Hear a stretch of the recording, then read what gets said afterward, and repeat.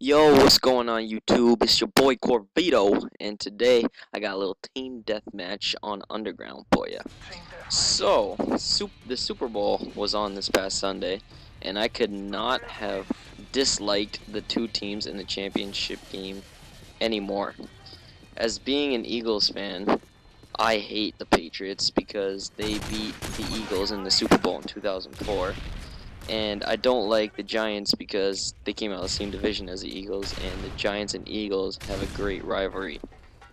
But enough about how much I don't like the other teams, and let's talk about the game.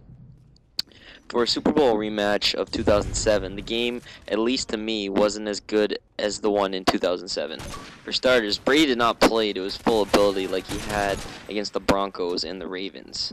Also, he threw for only 276 yards, which is not like Brady's style whatsoever. And not only did Brady not have a good game, my favorite player in the whole league who plays for the team I hate the most, Wes Welker, only had 60 yards. 60 yards. Like, he led the league in receptions. He was the #1 receiver in the league. And that drop ball? Come on, Wes. How you gonna do me like that, bro? Anyways, enough about the Patriots. The Giants played an excellent game. Their defense got them points, and they pressured the opposition the entire game. Their defense was amazing this entire game. However, they got extremely lucky when both Hakeem Nicks and Ahmad Bradshaw fumbled, and it didn't cost them the game. Like they got super lucky when Ahmad Bradshaw took the ball right up the middle and dropped it, and it didn't end up costing them too big. And when Hakeem Nicks caught the ball and then just got destroyed over the middle, and his two I think offensive linemen covered the ball. But whatever. The Giants outplayed the Patriots. And the interception that Brady threw to Chase Blackburn, or whatever his name is, that number 93 guy, solidified the win for the Giants. And also the fact that Rob Gronkowski played like a looped up. I think they just didn't. Whatever they shot into him, they shot way too much of it into him because he was playing like a loopy dumbass out there. He didn't know what he was doing. This was their #1 weapon, other than Wes Welker, throughout the entire season. And you know what? You can even argue to say he was their #1 weapon throughout this season. And he was invisible out there. He might have had one catch the entire game. I'm not sure, something like that. And he just was invisible. I mean, the guy was like the superstar of the league for the longest time and choked as hard as you could possibly choke in one of the most important games of the season for your team. Like, the Patriots need to do some not reevaluating their tight end because they're solidified a tight end with Aaron Hernandez and Rob Gronkowski, because they've revolutionized the tight end position because they can play as wide receivers pretty much, and it's hard for the linebackers to cover them because those guys are 200 pounds and the linebackers are 260 pounds and the linebackers are like 200, so they got at least 60 or 50 pounds on them.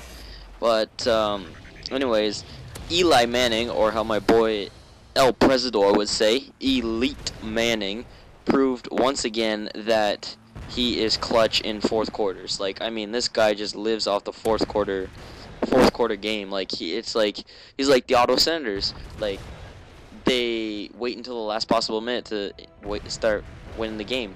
Like, Eli Manning, when it comes to the fourth quarter, he's like, guys, don't worry about it. He's like Tim Tebow. Oh, don't worry about it. We'll get our points in the fourth quarter. And what do you know? Eli Manning comes through, and he does it. And if anything, this Super Bowl solidifies the fact that Elite Manning is better than Peyton Manning. And for the fact that Peyton didn't even show up to the Super Bowl, and he even announced that he's ready to play before the Super Bowl, trying to get the spotlight on him, I think was a little gutless. I mean, you at least wait one day, dude. Like, one day. That's all you have to wait, is one day to tell everyone that you're cleared to play, even though the Colts doctors didn't say that you were cleared to play. This was your own personal doctor that said you're cleared to play. But I don't know. I'm not in that organization. I don't know what's going on. Uh, it might be grabbing attention so he can get a trade later. Um, I don't know. Like, anyways, he could be going anywhere. He's probably not going to be in Indianapolis next year. He's probably going to end up going to a team that really needs a quarterback. Possibly the Jets. I've heard stuff like that. But anyways, enough about that. I'm here to talk about the Super Bowl. And you can't not talk about the Super Bowl and not talk about the commercials. And these were some funny commercials. Like the Pepsi one with Elton John, I thought was hilarious.